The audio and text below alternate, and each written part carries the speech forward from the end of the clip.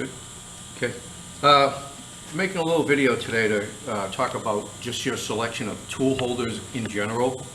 Every tool holder that we have has a piece that goes on the back that if you pick up a tool holder and there is nothing sticking out from the back side of this, your tool holder is not going to work. So we need what's called a pull stud to be assembled with that, and some of the tools are around the shop and don't have pull studs in them right now, so you need to be aware that those will not work in the machine. Okay, so if you come across one of those, just put it back and find one that does have a pull stud on it.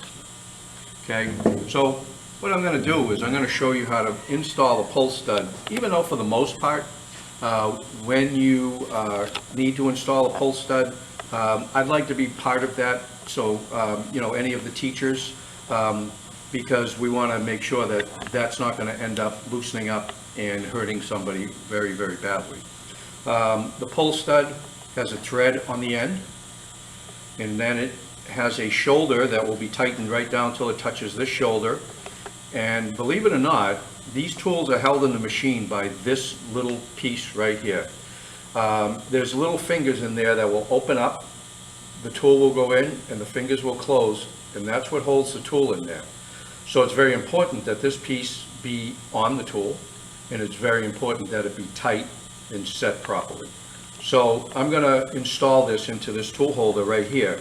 Now this is not the best holding holder that I could use, but we don't happen to have anything at the moment.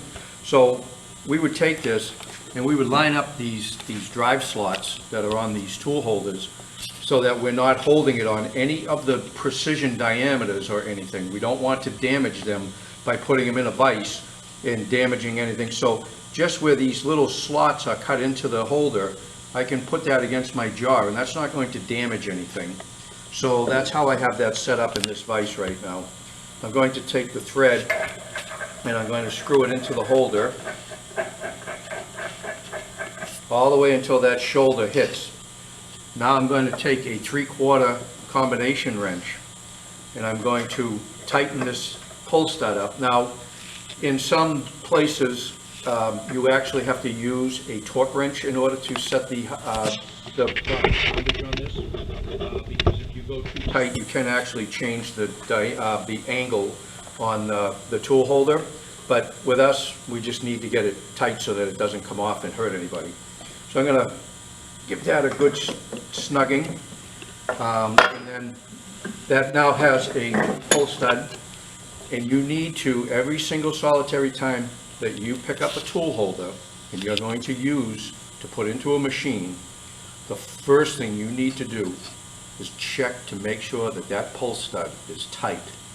If that pull stud is loose, you need to immediately make one of the instructors aware so that we can fix that, because that is a dangerous accident waiting to happen if that pull stud is loose. So whenever you pick up a tool, first thing you do, just like you're going to wipe it or shake hands with it, or check that pull stud. Okay, so make sure you remember that, and we'll never have any problems. Okay, any questions about this? All your instructors are in the shop waiting to help you.